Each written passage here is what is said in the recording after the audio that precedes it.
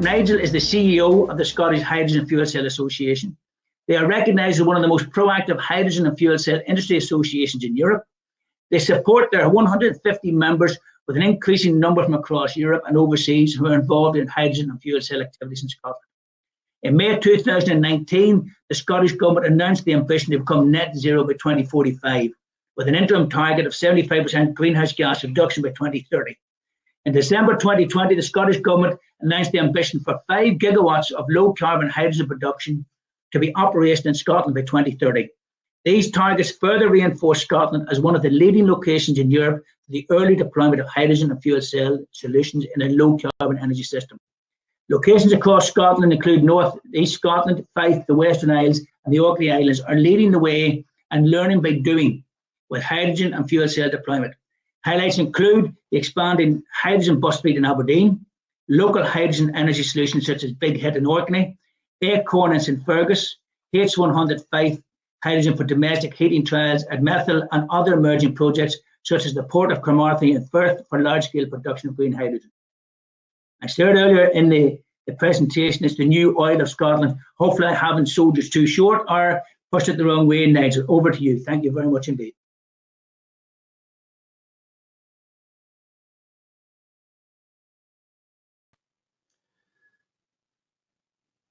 Good morning, Paul, and thank you very much for this opportunity to join you today. In case I suddenly disappear, I've been having a few problems with the connection here. So if it all goes blank, like it does just now, that's me. That's me still here, and I'll go through the slides.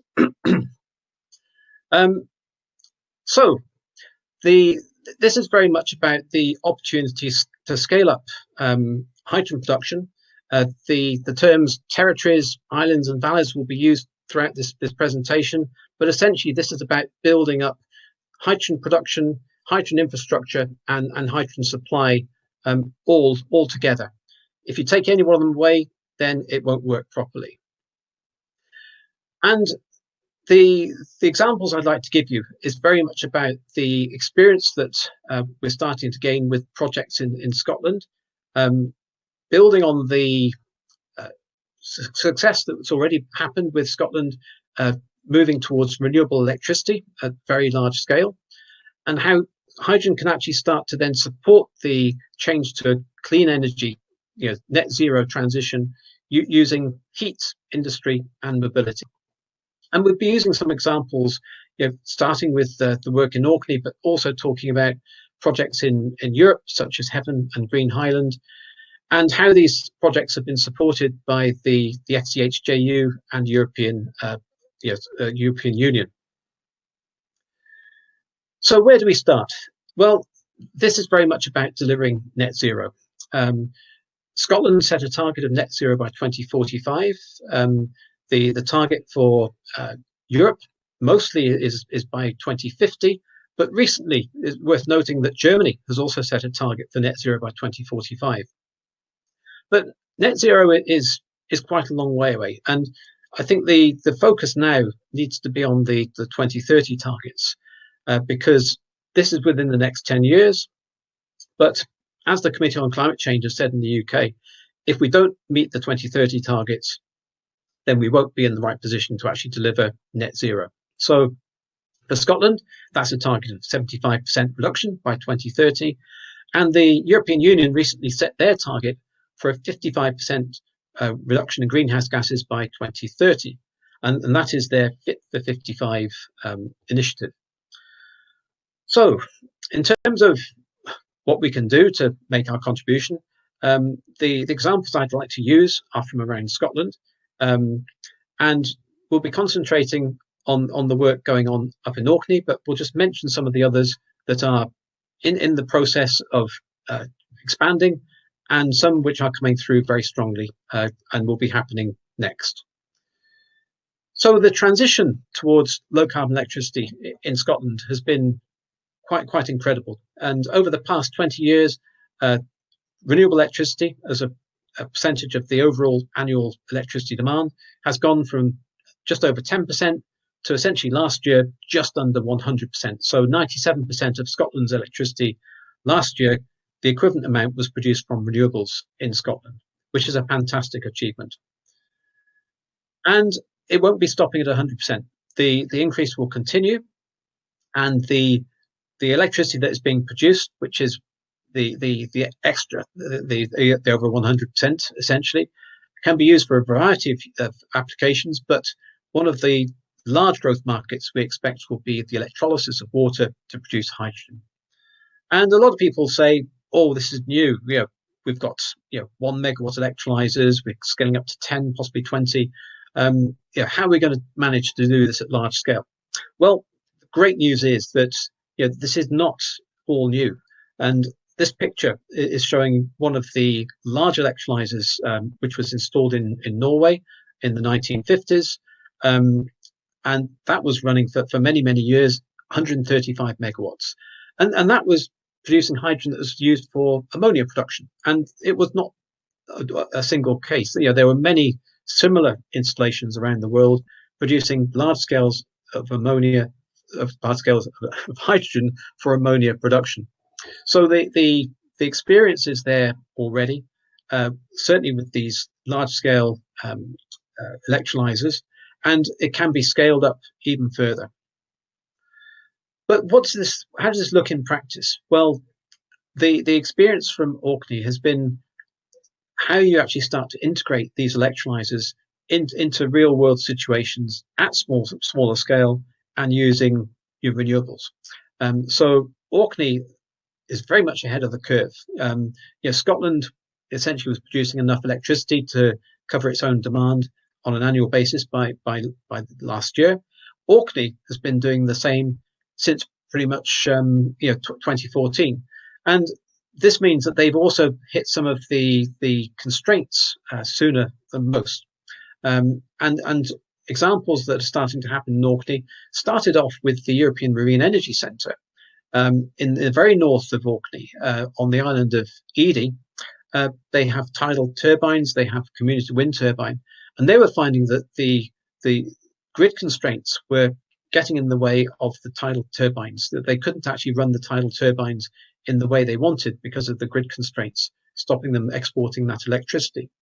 And the solution was to actually put an electrolyzer on the island of Edy, a 0.5 megawatt electrolyzer, to actually deconstrain the local system.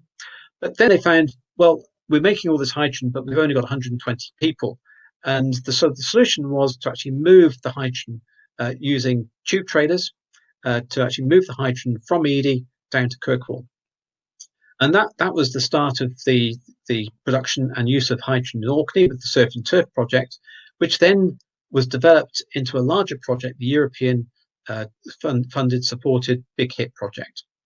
And the Big Hit project, 12 partners from across Europe, and these partnerships are important. So there's a mixture of local partners from Orkney, partners who are specialists in the technologies, so ITM Power and Giacomini, but also companies who specialize in the actual equipment, so Calvera from Spain, Symbio from France.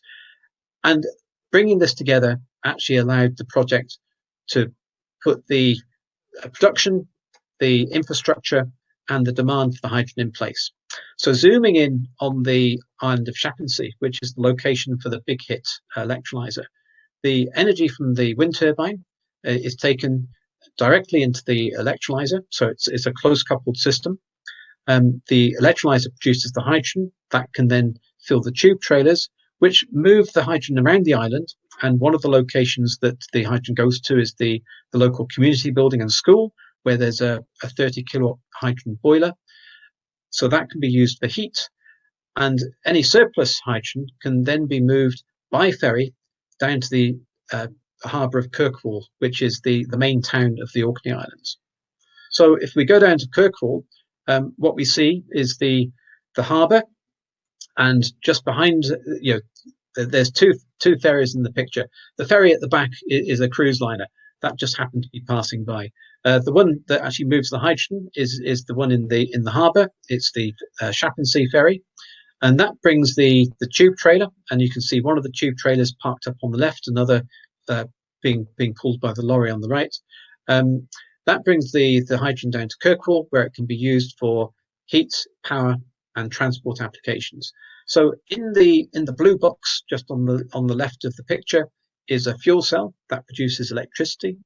That electricity can actually be used to provide power to the ships, vessels when they're in the harbour, which means they don't need to run their engines. So there's a benefit in terms of noise and air pollution by not having to run the vessel engines when they're in harbour. It also produces some byproduct heat, and that is used for background heating in some of the buildings that you see on the harbour here. The other key application for the hydrogen is for local transport, and Orkney Islands Council have got 5 of the Symbio fuel cell range extended vans. You can see one of them on the right hand side at the back of the picture, along with the refueling station, which is in Kirkwall. So this is provided with the fuel from the Shappensay electrolyser, and again you can see just at the back of the picture one of the tube trailers with the Big Hit logo on it. That is the hydrogen that is then taken into the fueling station. It's compressed and dispensed into the vans, and the vans can run on a mixture of electricity and hydrogen. The hydrogen essentially gives them the extra range, just about doubles the range of the vans, which is very useful in practical applications. As well as the actual use of the vehicles, one of the important things has been learning about how you actually move this around and how you do this in compliance with some of the regulations around road transport and marine transport. Marine transport in particular, having the trailers on the ferry required a certain amount of planning, training, and also agreement by the relevant statutory bodies around codes and standards that the trailers were fit for use on ferries. But that experience has been gained and is now actually being shared with a number of other projects who are also helping to replicate a very similar approach that is being used in Orkney with other locations around Europe. So 2 examples are Heaven in the North Netherlands and Green Highland in Mallorca. So starting with Heaven, so we're taking some of the lessons learned from Big Hit. The Hydrogen Territories platform is one of the approaches that is being used to share these lessons. There's also direct contacts. Some of the partners in Heaven and Big Hit, we have same organizations, partners. But Heaven is a much bigger project than Big Hit. It's close on 100 million euros, and it's got a much larger reach in terms of the scale of what they're doing with industry, with production, and also with the supporting the local region of the North Netherlands to actually move away from using natural gas to start to move towards using green hydrogen as part of the energy transition for the North Netherlands economy. It's a very interesting approach. It's a very challenging transition that they're making, and it's working at a very, very fast scale. So they're intending to actually switch off the local production of natural gas by about 2026. So within about 5 years. That is quick. Green Highland, again, this is taking some of the lessons learned, the approaches that have been developed in the Big Hit project, and starting to use the electricity from renewables. In this case, it's solar panels.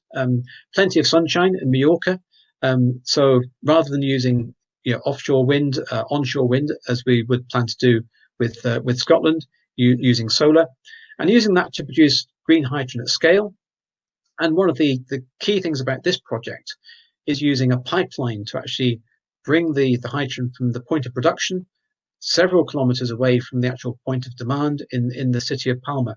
So that hydrogen is coming by pipeline, and that can then be used for heat and for transport applications. So part of the decarbonisation of a city on a much larger island. So much larger population, much larger demand, but the principles of building up the supply, the demand, and the infrastructure still are very much very similar. So coming back to Orkney in terms of what's going on with the actions and the initiatives in the Orkney Islands, just to give you a sense for some of the projects that have started to build on the foundations that have been set by the Surf and Turf and the Big Hit projects. Big Hit in particular starting to scale up their production. And then the question is, how can we start to make better use of some of this hydrogen that's being produced? So, better use. What could be better than starting to decarbonize some of the local industry? So, Orkney is actually home to several distilleries. There are a couple of malt distilleries, Highland Park and Scapa, but there's also the Orkney distillery, which is a smaller distillery, and it produces at the moment mainly gin. But that also means that it's actually quicker to start to make some of the changes. And this distillery is looking at starting to replace the use of fossil fuel for distillation by the use of hydrogen. So this could be one of the first distilleries in the UK to actually produce a net zero spirit. So keep watching that one. It could be on its way quite soon. But another area which is fascinating is building on some of the work with transportation. Other projects have started to look at the opportunity for using hydrogen for flight. And one of the projects that is happening is the High Flyer. It's taking a zero avia electric plane, single engine electric plane, and putting in a fuel cell with hydrogen tanks to actually make it a hydrogen fuel cell electric plane. So this plane was meant to be coming up to Orkney for trials last year, scheduled to come in for summer last year.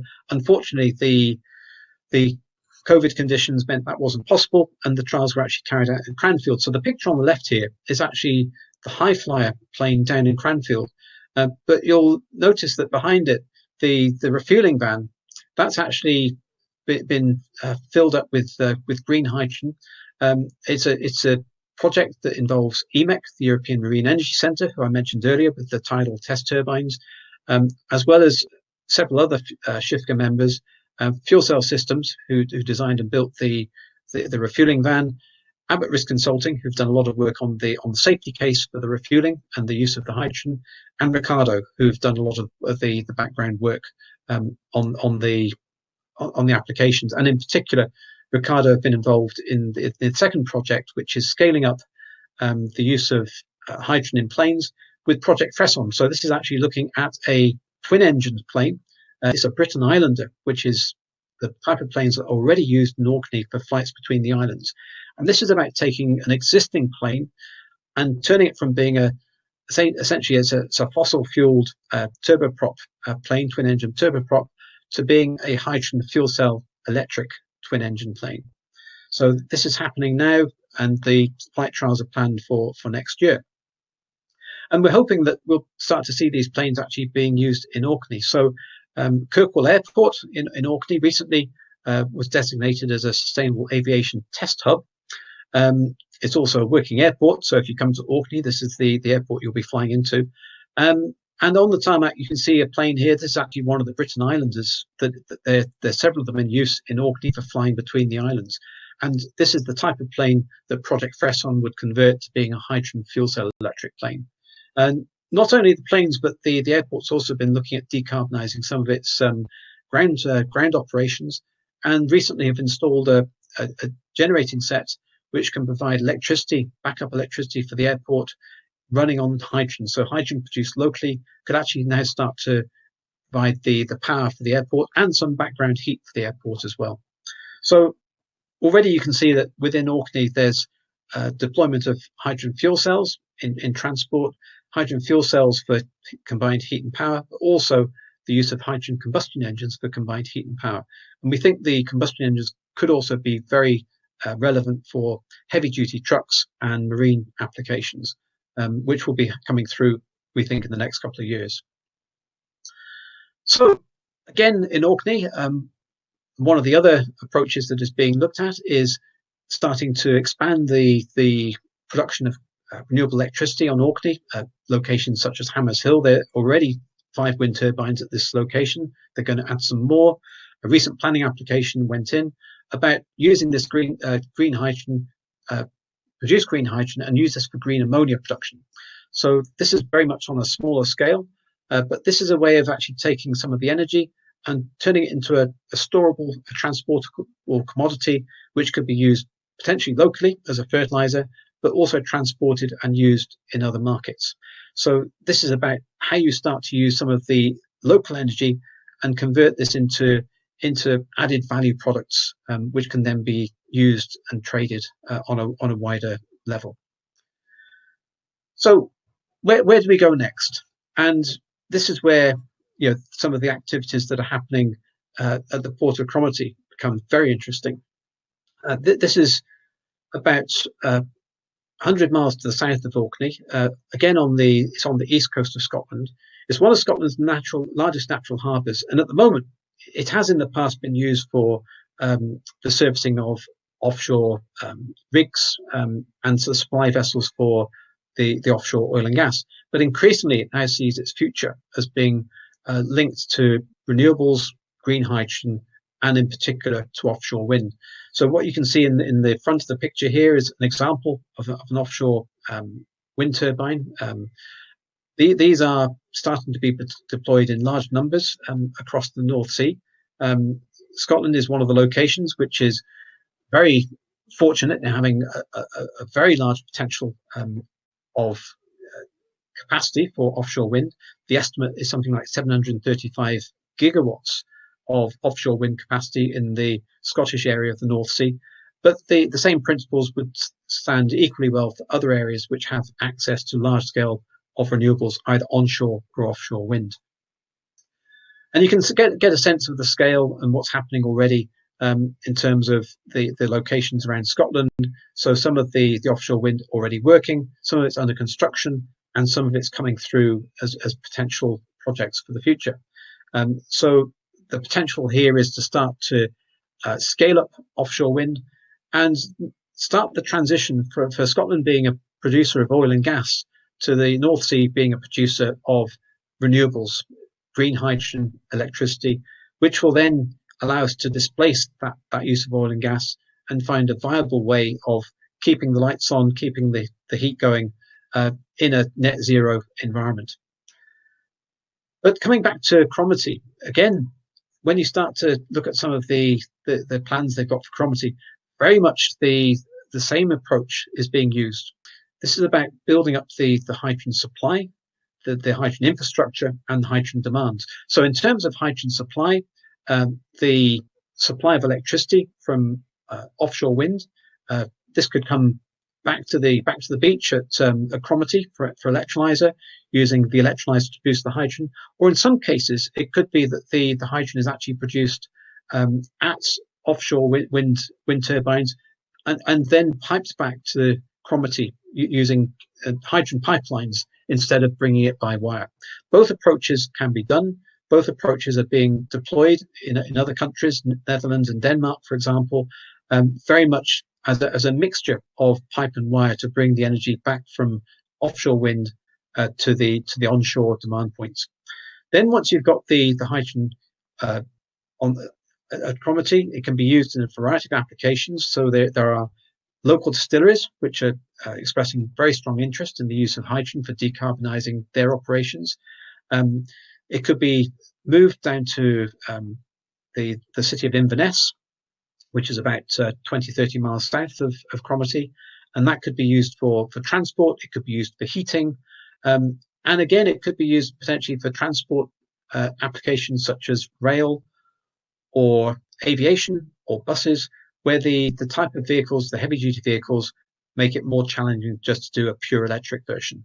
And the key thing here is to say that many of the transport applications which use hydrogen will be fuel cell, and fuel cell electric vehicles essentially are an electric vehicle with a fuel cell and a hydrogen tank that gives them that additional ability with the range that you don't just get with batteries. So going forward, as you can see, the key here is building up the supply, the infrastructure, and the demand together. The other example, in terms of demand, if we're starting to support the offshore wind farms, is using marine applications such as the workboats and converting the workboats from being fossil fuel powered to hydrogen powered. An example here is the CMB Hydrocat. So this is still in design. I think they might be building the first one, but the plan is to actually be able to displace the use of fossil fuel by direct replacement with hydrogen, 100% hydrogen used in engines converted, combustion engines converted to run on hydrogen. This is big horsepower applications and also big demand. But if you're producing large quantities of hydrogen, the fit here is potentially very good. Going forward, so the examples are very much about what's happening in Scotland. This is obviously where we've got the most experience and knowledge, but it isn't just about keeping this as a Scottish activity. So the Scottish Government released their hydrogen policy statement in December 2020, and that includes some very ambitious targets. One is about 5 gigawatts of low carbon hydrogen production by 2030. But this isn't just for Scottish use. The opportunity is to start to decarbonise other areas of the UK, but also to see this as the potential for export to international markets, recognising that with good access to offshore wind and low-cost renewables, Scotland is in a very good position to produce low-cost green hydrogen. And if we are close enough to the other markets, if we can find the ways of moving them efficiently and at low cost, then that could be the lowest cost supply of green hydrogen, low carbon hydrogen into European markets. And this is absolutely one of the opportunities. And it's not just an opportunity for Scotland. So this graphic is taken from a report by the Wuppertal Institute. And I like it because it very clearly shows locations in Europe in dark green, which have the real potential to produce renewables at scale, more renewables than they actually need. So, Ireland, Scotland, areas of North Norway and North Sweden, as well as areas of central Spain, have access to renewables, either wind or solar, which can then be used to produce large quantities of green hydrogen. And you can also see in Europe locations where there's a deficit of access to renewable energy, in particular in the centre of Europe, areas of Germany, to an extent, the Netherlands and Belgium, which could benefit from importing green hydrogen. And this is the opportunity for starting to move the hydrogen from areas where there can be an excessive production into areas where there is a deficit. So this is going from very, very much from a local scale up to an international scale. But the replication of the hydrogen territories, hydrogen valleys concept is at the heart of this. The principles are very much the same. It's matching supply and demand. It's getting the infrastructure in place. The recent example with developing the use of hydrogen in Glasgow, very much the same, producing the hydrogen from renewables, moving it to the centre of Glasgow, using it for buses, is exactly the same approach all the way through. So talking about Glasgow, I'm hoping you might get the opportunity later this year to join us in Glasgow for COP26, the climate summit. And I think this will be a pivotal moment, for not just the hydrogen sector, but also for all of us in terms of the targets, setting the agreements in place that will help us all to move together towards the delivery of net zero by 2045 or 2050, but as soon as we possibly can. So that's very much the key points I'd like to give you about the opportunity with taking some of the early projects, learning from scaling up, how you apply that in practice. The Hydrogen Territories platform is there if you would like to get any extra assistance. I know Paul's got the work he's doing in GenCom, very much complementary. So the key messages are using renewables, overcoming the issues with constrained energy. The approaches used in islands can actually give us ideas about what we can do everywhere. So it doesn't have to be an island. It's any location where you're looking to scale up, supporting local economic growth and the skills. Think about the 2030 ambitions across Europe, Fit for 55. In the UK, it's the 75% ambition by 2030. And then start to share as much of the lessons learned as possible, as quickly as possible, so we can all make progress. So, Paul, thank you very much for that. That's my update, and I now hand back to yourself. Nigel, many thanks. We'll have a couple of questions before we move on to the next speaker, if you don't mind. Again, this lets the presenters get a bit of a rest, but it breaks up the presentations where it allows the audience to come in. A lot of stuff going on in Scotland, Nigel, and thank you for that presentation. You covered nearly, I think, all of the territory in Scotland. And all I was looking for was maybe the high road to a song, and that's the only thing that was missing from your presentation. But a lot of stuff that's been done, and apologies, folks, Nigel's video keeps clicking in and out, but the audio is still there, so keep the questions there. Juliana Steinbeck, Nigel, was looking at your slides and asked the question, what material is used in the pipelines to transport the hydrogen? So there are a variety of materials used. It depends on the pressure you're using, and often it's the distances you're transporting the hydrogen. So starting at the sort of local level, if you're using it for replacing natural gas, the intention is just to very much use the existing gas networks and to displace the use of natural gas with the use of hydrogen. So there's a lot of work going on in the UK at the moment to basically prove that technical case for using a mixture of steel and polyethylene pipe at typically at the low pressures, so a few atmospheres pressure. So that is a really important one, because if the approach is proven, if it's accepted by government as being a safe way forward, then that gives us the opportunity to start to convert whole areas of the country from running on natural gas for heat to running on hydrogen for heat. So that is a fantastic opportunity. In terms of the larger distance pipelines, the pipelines that move the gas over a long distance at high pressure, they are made of steel, and the key thing there is that you need to pick the right kind of steel and to use the steel under the right conditions.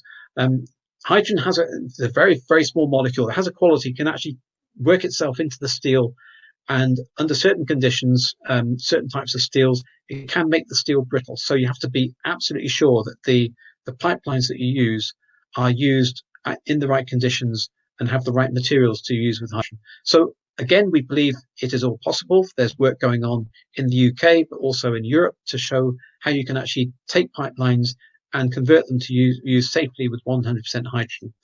You also then need to think about the appliances that are using the hydrogen. So if you're using it in gas boilers, gas fires, gas cookers, and even if some of the gas is going into transport, so compressed natural gas vehicles, you need to understand where the hydrogen is going and to make sure that is all done in a fit and proper manner. So a bit of a long answer, I'm afraid, there, Paul, but that the pipelines, mainly the materials you use at the moment, and a mixture of, can be polymers for low pressure and steel for higher pressure. Excellent. Listen, another question just before we let you go. One of your slides there showed that the reason for putting the electrolyzer on one of the islands was to overcome the curtailment.